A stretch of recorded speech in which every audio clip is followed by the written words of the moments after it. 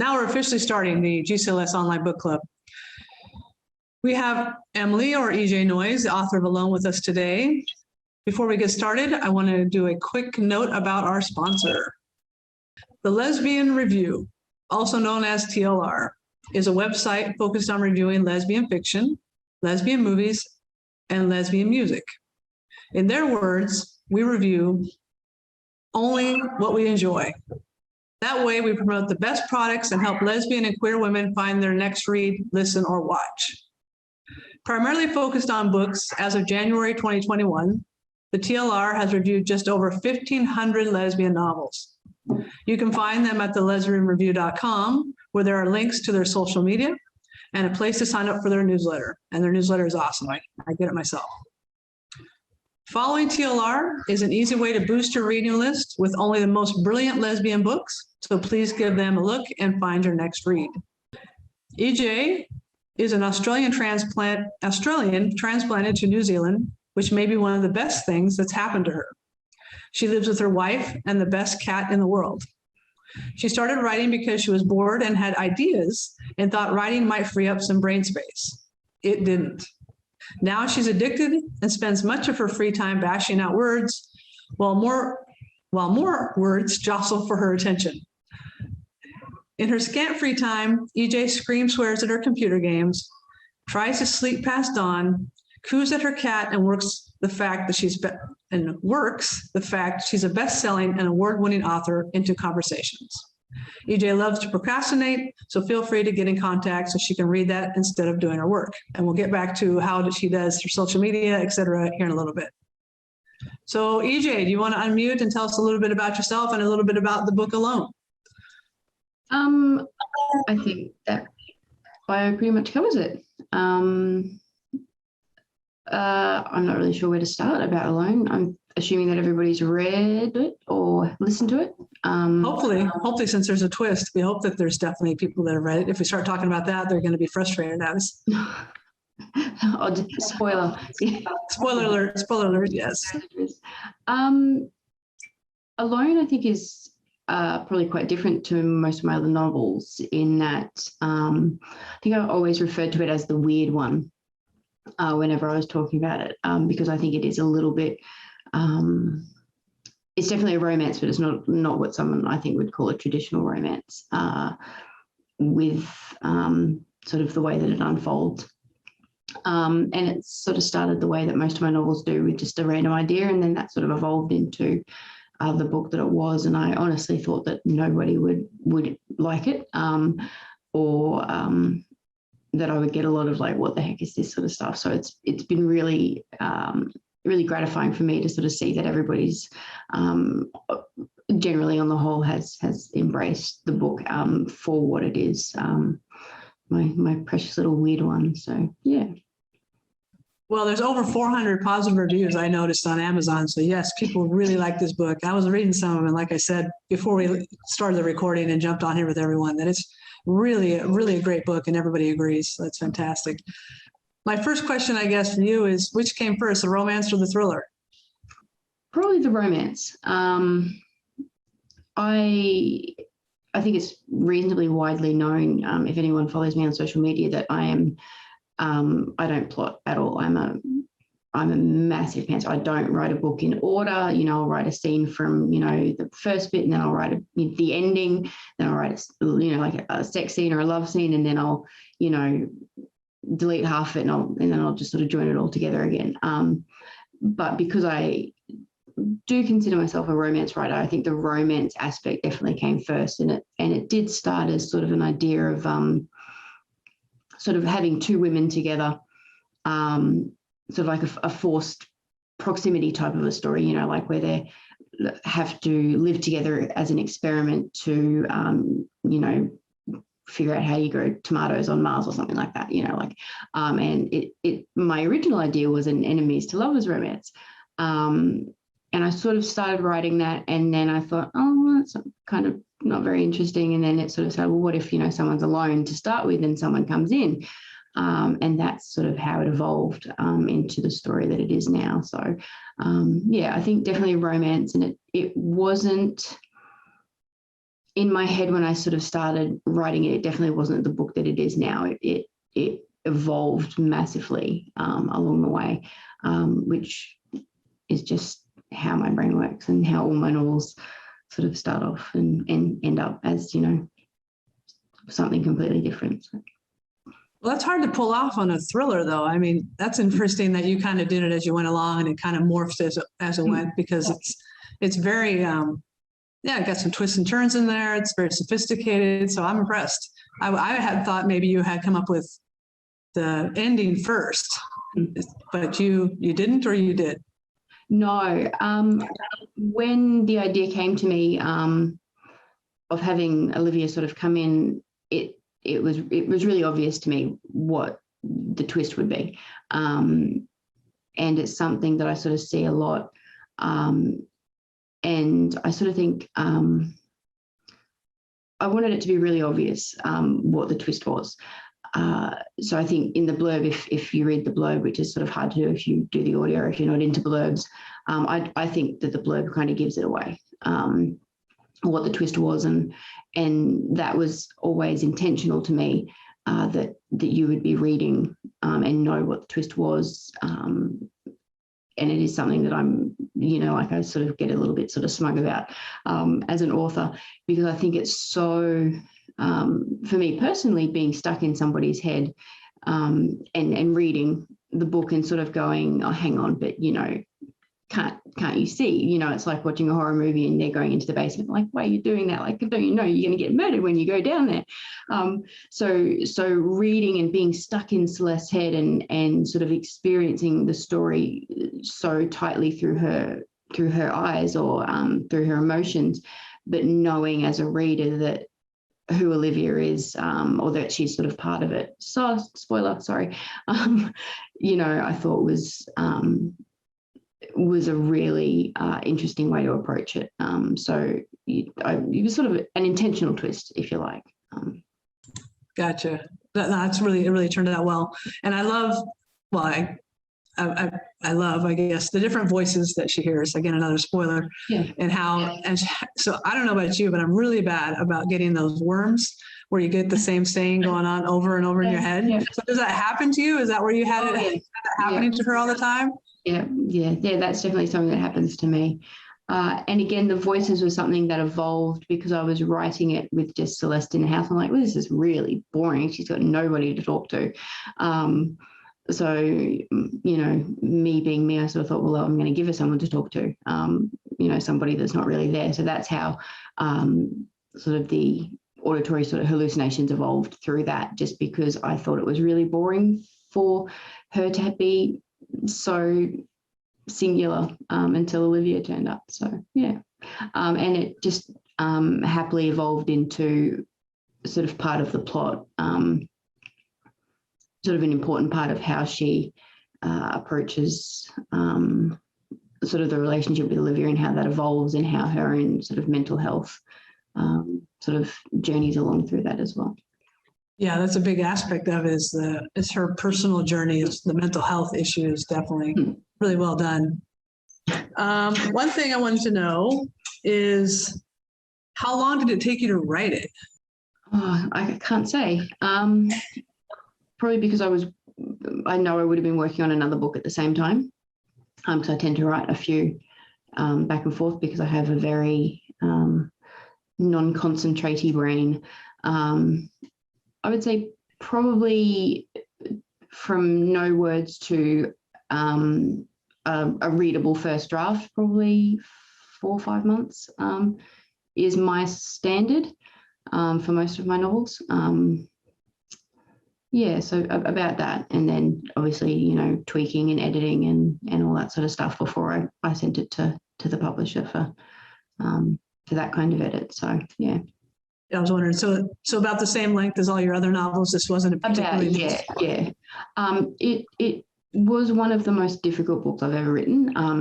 Personally, I did find my own mental health was quite battered by the end, simply because she like her childhood's not fun.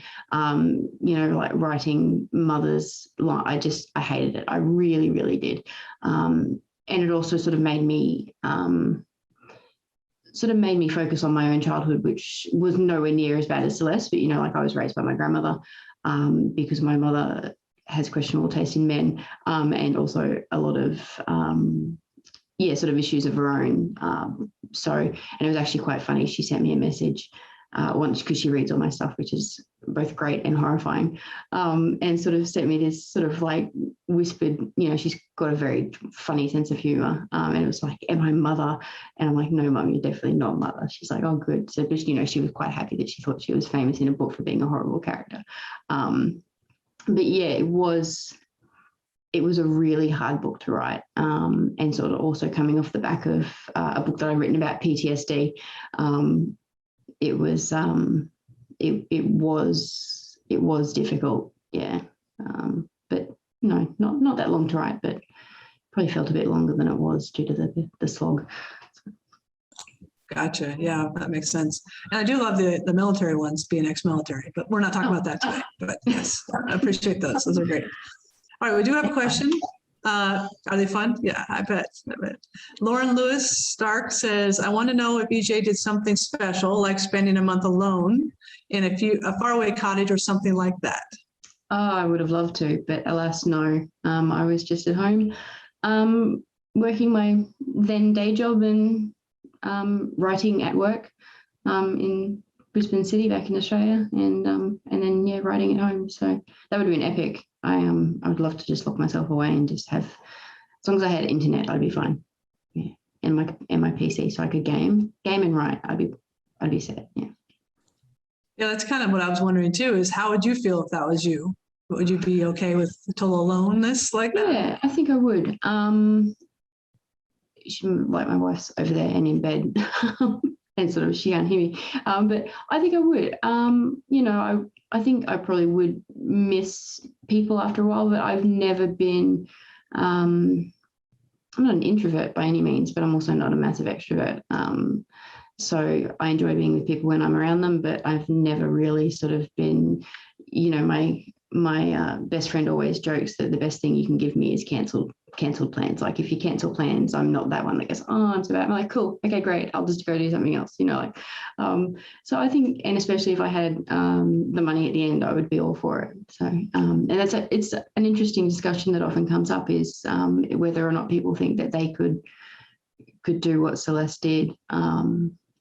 And I think her character evolved because I sort of thought, what kind of person would sign up for that? Like, who in there, who would actually do that? So that's sort of how her character evolved, is me wondering what kind of person would voluntarily lock themselves away for 4 years. Yeah, definitely. All right, so another question. And Abby Creighton did your audiobook, which I ended up getting it so I could do both, which worked out perfectly. I could read it on a Kindle, and then I went to audio. She did a great job. She really did. Absolutely. Did you have any choice in it? I mean, how did you get Abby? She does a lot of your stuff. She does. So I did have Abby in mind after she had done some of my previous work, just because I knew that she would be able to capture sort of the nuance that I had in my head about the the internal dialogue and just the tone of the book. And so Audible has that one, and they sent me some narrators, and I was a little bit upset because I was sort of like, I didn't like the tone of any of them. I didn't like the voice, and so I sort of said, look, I would really, really want Abby Creighton to do this one, and they came back and said, okay. So yeah, and I have said this before, but this is the only audiobook of mine that I've only listened to once.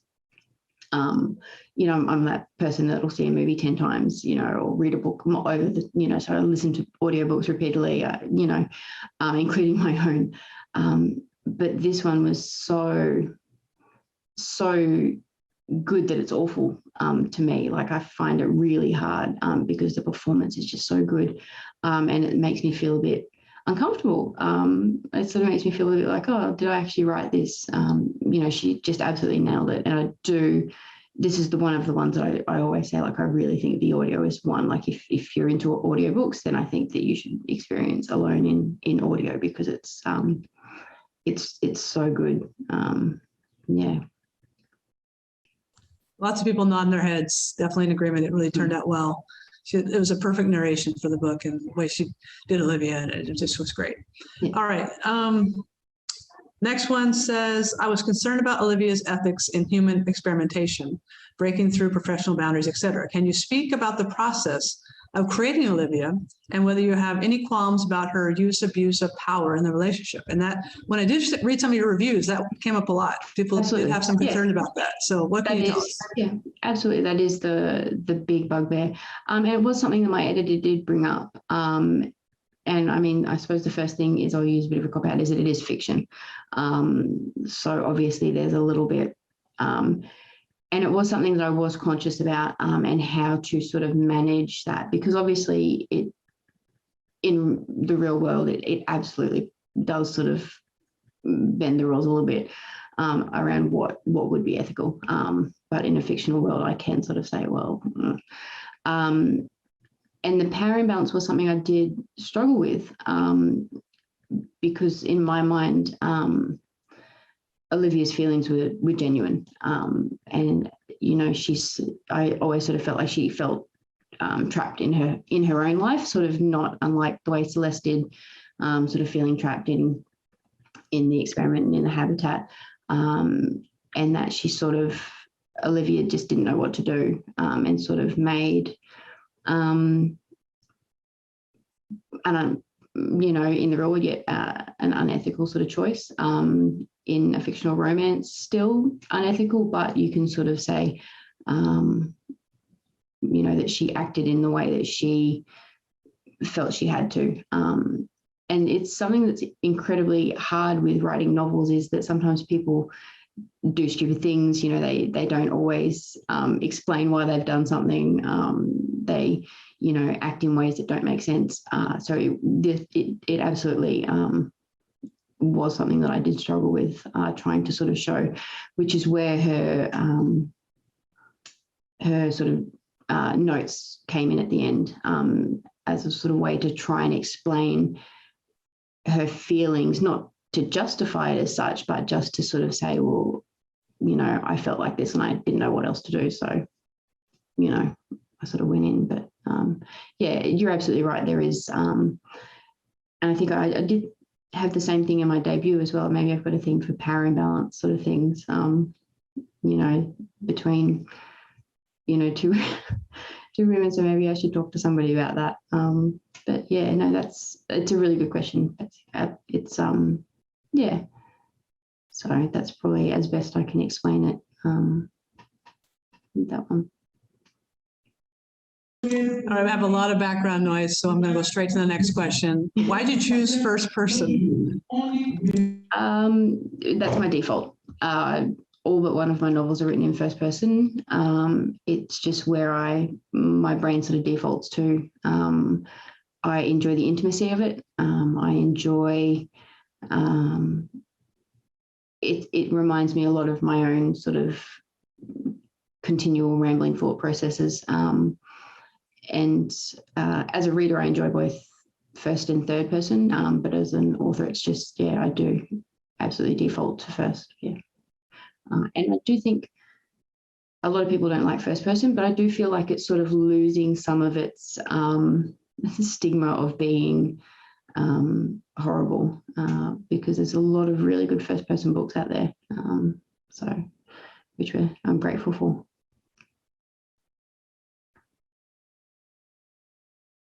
It's just getting worse over here where I'm at. My neighbors are having too much fun. So lucky them. Yeah, lucky them. Let's just go over there. What the heck? Everybody, yeah, come on. I'll be there in 13 hours. Okay, yeah, 13 hours. Jump on a plane. All right. So you did dabble with first person though, because Olivia does have, like you said, her little bit, if I read it correctly, where she actually is a narrator.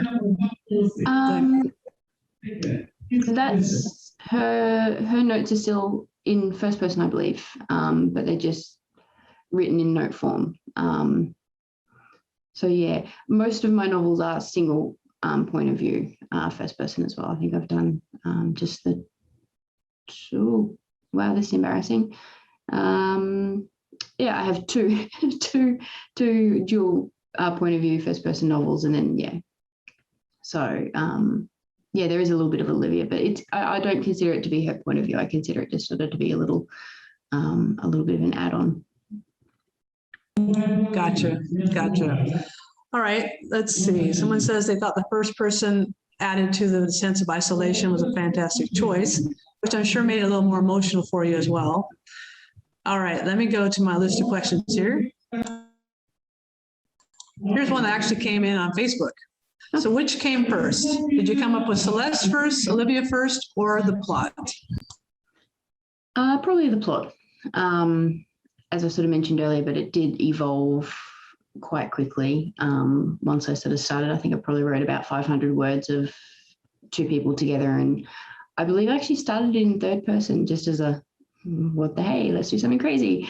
And then it very quickly evolved into first and into first person present tense, which then became a really conscious choice because I wanted that sort of sense of living the mundane with Celeste first, and then sort of as everything's happening, it really was, I think, the best choice to sort of get that sense of being with Celeste as she's experiencing all these things. Yeah. So it won a Goldie. Congratulations on that for Romantic Blend. Yep. How did that change your way of thinking of yourself as an author, or just your writing in general? I think Goldie Awards definitely instill a sense of confidence that people enjoy your work, which is always helpful because I, like a lot of people, suffer from a bit of the old imposter syndrome. So it's nice to sort of have that reminder that, you know, that the things you're writing aren't just complete drivel, and, you know, that people might actually enjoy reading what you've put out. And I think I was quite excited for this one in particular because, as I said, it was a book that I thought that would be poorly received because it felt so out of the normal or women loving women fiction boxes. So yeah, that was going to be a bit of a boring mistake. Yeah, it felt good. So yeah, it felt good. Yeah, I bet. I hear you. It was fine. All right, so here's another one for you. This book, when you were done with it and you realized it was a very complex psychological thriller, did you ever consider going with it mainstream? No, no,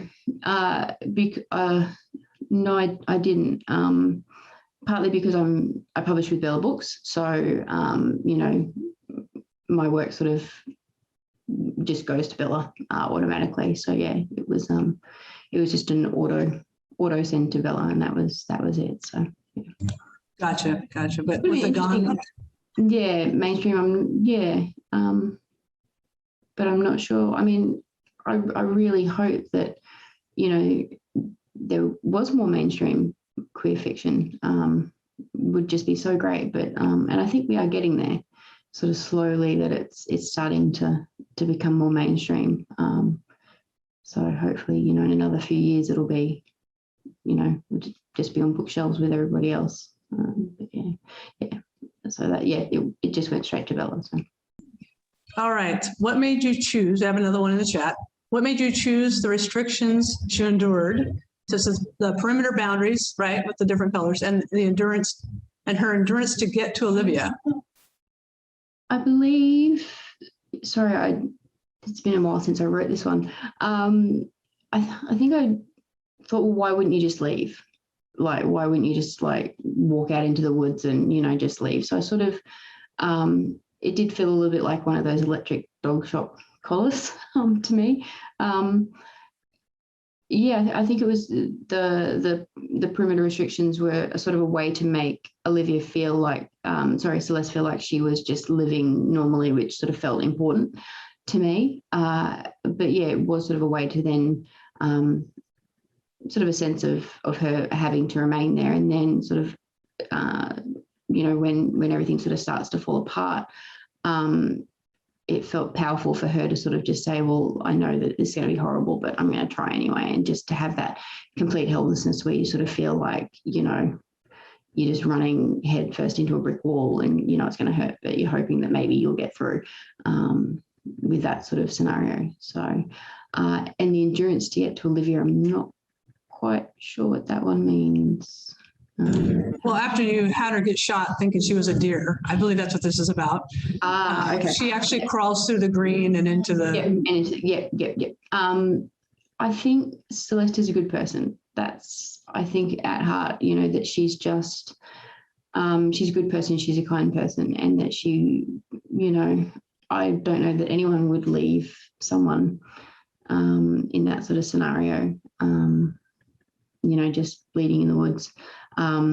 Yeah, so obviously she, you know, the shooting of Olivia was not an intentional sort of part of the experiment that was supposed to happen, but it did. And that sort of came about as a way to sort of, because I sort of thought, well, why wouldn't you just kick someone out once they'd sort of turned up? So I sort of needed a gentle wound to sort of, you know, as my editor said, you know, this is just a flesh wound, you know, like to sort of keep Olivia in the habitat with her. But yeah, I think it was just more that Celeste just is a good person, and she would just never just sort of say, oh, screw you. And yeah, so. Yeah, screw you, you're hurt, we're sorry, I didn't mean to shoot you. Yeah, sorry. I've got veggies to pick. I don't want to get shocked, so I'm not going to do it. I'm not going to go over there. Yeah, no doubt. Okay, so cameras in only one room. Now with reality TV and everything else going on now, it seemed like it would have been more likely to have been everywhere. So why'd you choose just the computer room? Probably because I knew that Olivia was coming in, and I wanted to sort of have that privacy of them being able to just live normally.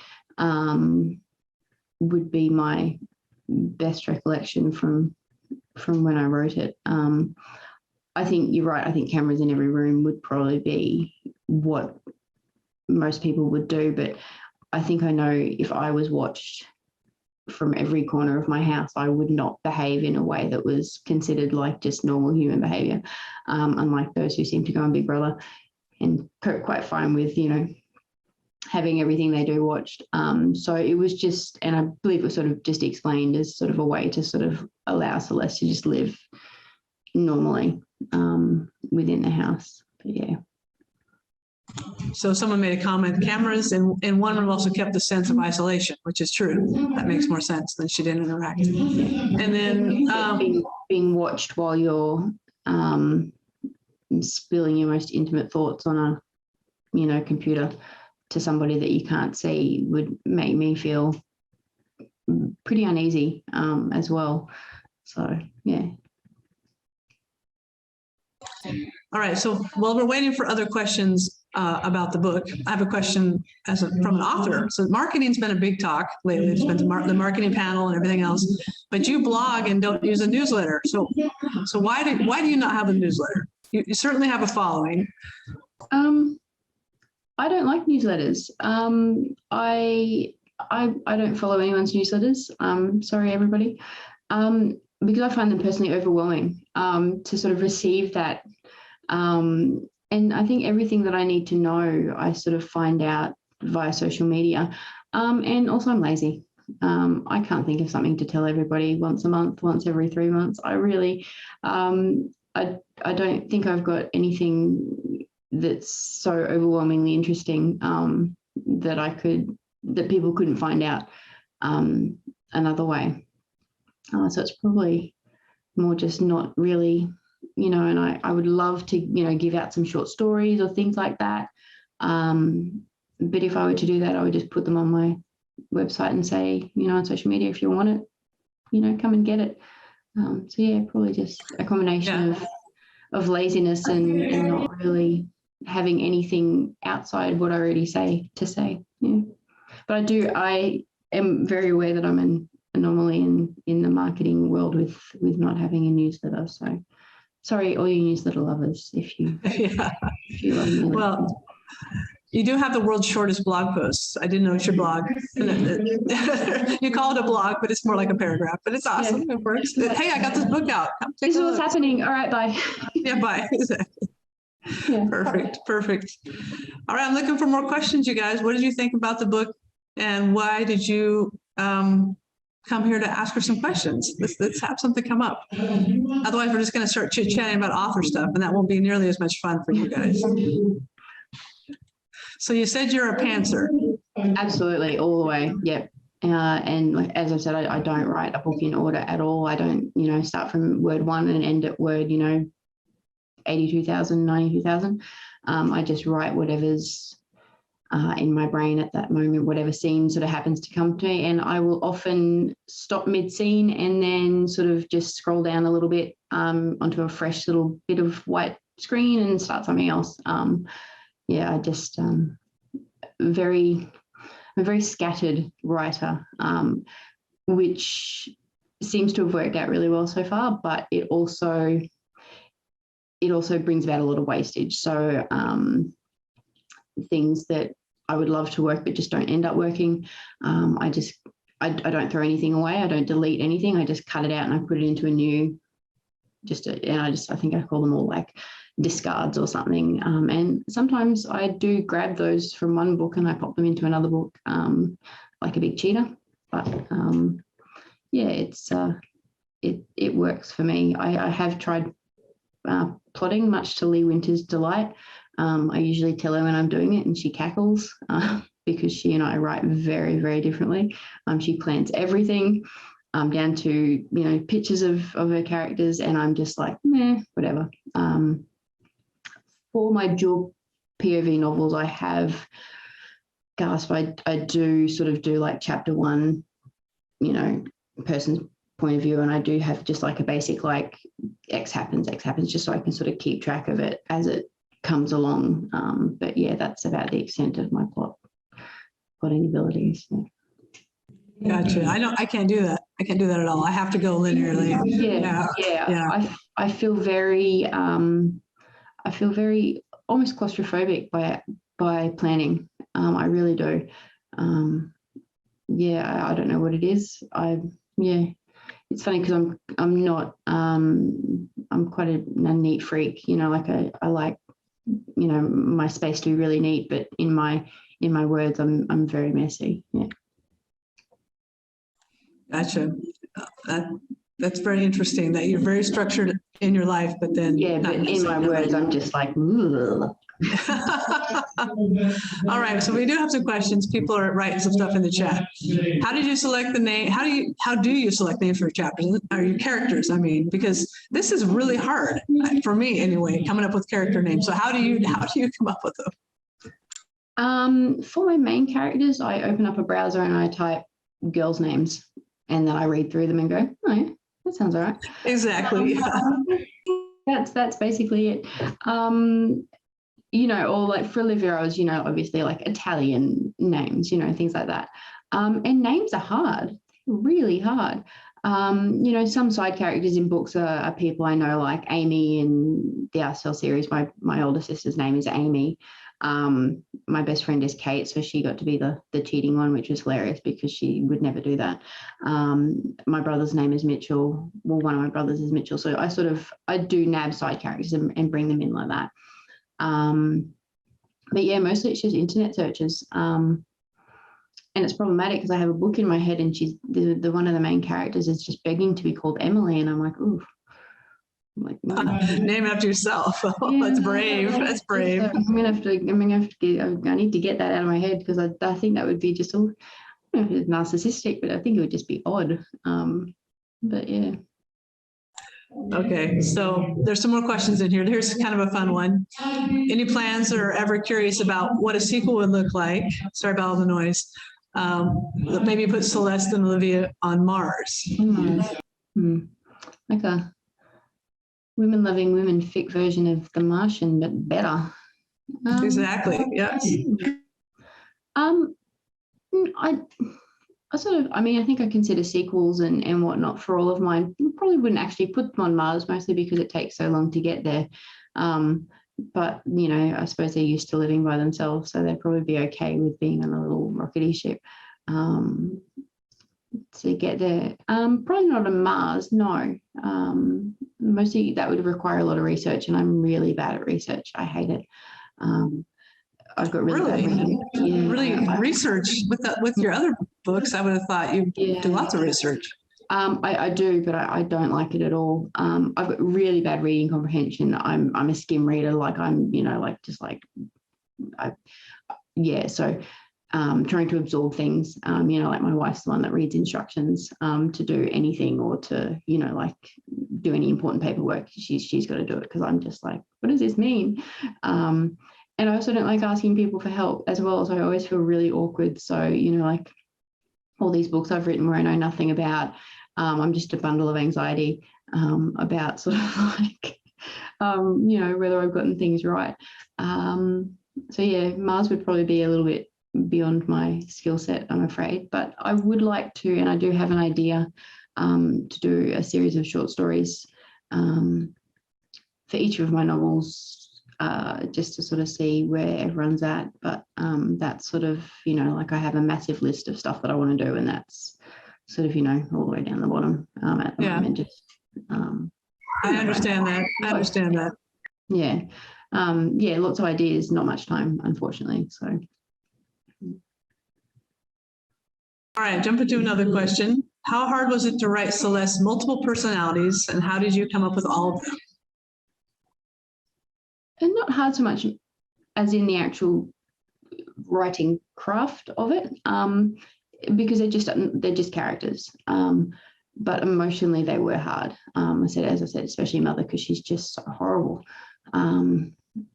It was sort of, I just wanted to have a balance of almost like, like devil on your shoulder and like angel, like a bunch of people representing certain aspects of who Celeste is, like, the horrible side of her that she's afraid that she might be, like her innocent sort of side, like with her younger sister Riley, like her just relaxed best friend. And then, like a casual sort of lover. So, craft-wise, not hard.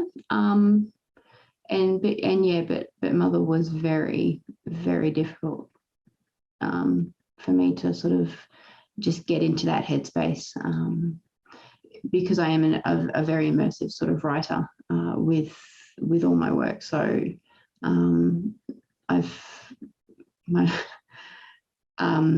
when we moved from Australia to New Zealand, we had to go into 2 weeks of, they call it MIQ, so it's mandatory quarantine.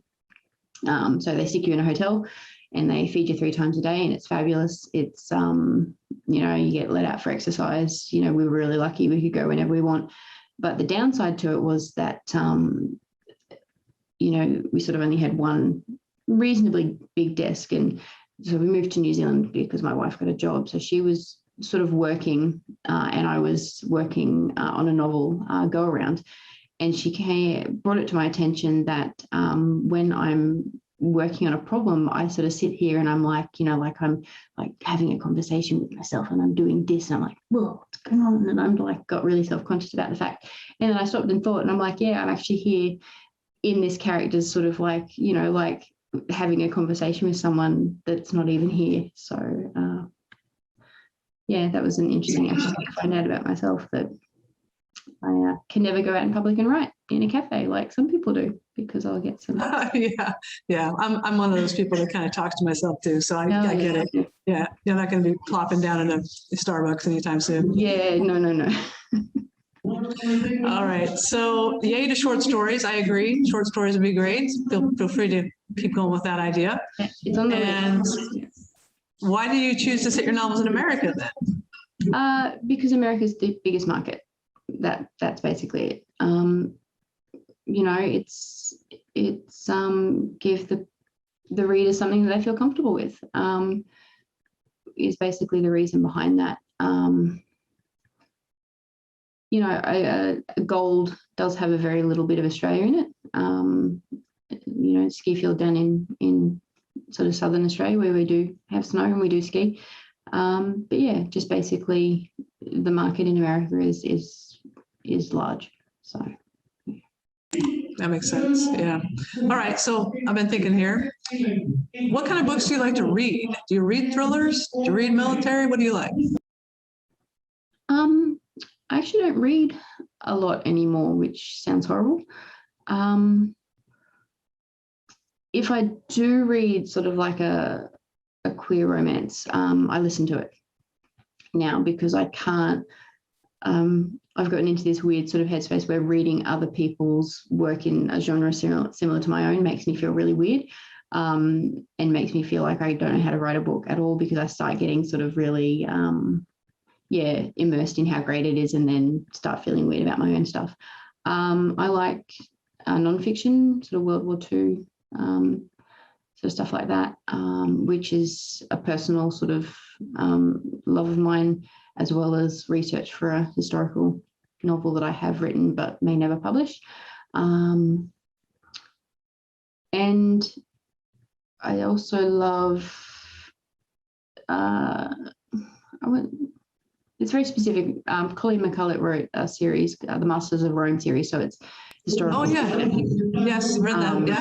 Yeah, and just my most favorite books. I started them when I was sort of a young teenager and sort of went all the way through, and I actually wrote her a letter saying how much I loved her books, and, you know, months later received a copy of the one that I said, I have loved them to death. I've got one that's in like 4 pieces, like all the bindings cracked and they just sort of sit like on the shelf and you've got to wedge them together. And I could buy another one, but so she sent me a copy and a lovely, lovely note before she passed away. I don't really have a preference. I don't love sci-fi fantasy at all. I find it too hard to concentrate. Back to the old reading comprehension issue that I can't wrap my head around that. I used to really love Patricia Cornwell's Scarpetta series, but found it sort of felt like she should have stopped like 8 books ago. Right, yeah, required reading though. Yes. Yeah, so I sort of, I don't really have a hard preference. I do, yeah. Okay, so I'm going to go back to the question box here. And this kind of came out of your mention about stuff you haven't published. So how many other novels have you written but do not plan to publish, and why not? So I have at the moment completed 2 what I would call readable stage. And readable to me is, you know, like I haven't edited it. I just haven't edited it. So I have the historical romance Lena, which is probably the one I may never publish. And then I have 3 other novels that are I'm hoping to make a series out of, but they require a fair bit of work. It's Lena, the historical romance would be the only one that I'm a bit like about whether or not I'll ever publish that. Mostly because it's so important to me personally, which feels weird to be so. I think authors are always attached to their work on some level, and it always feels personal. But sort of the subject matter of this one, and just how invested I was in it while writing it, it feels almost too personal to give to the world, if that makes sense. And it's probably the one that I would just curl up in a ball and die if people didn't like it. You know, like you always expect people to sort of, like, criticism is great. Critical reviews are great. Like it's part of being an author, but you know, I don't think I could stand it if people didn't like this one. So it's probably a fear more than anything of letting it out into the world. But I might every now and then I sort of pull it out. I've sort of been writing it for about 5 years. It's just, and every now and then I sort of pull it out and I'll sort of, you know, make a few changes and then I'll just put it away again. And yeah, so just the one that I'm not sure that I'll ever publish. So I think I understand that. I think we all have one that's in the drawer. Yeah. Yeah. You've been working on it for 10 years. And yeah.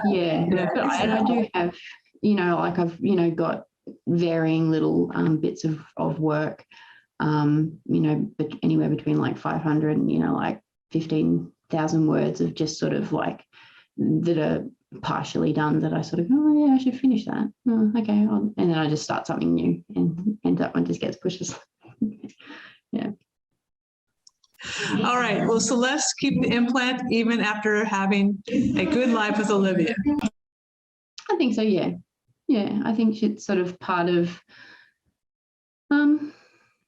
just like a memento, I guess, of that time and having experienced that and what it meant for her and how she sort of moved past that, perhaps let go of her past a little bit, like her young past instead of, you know, more recent past. So yeah, I think she would.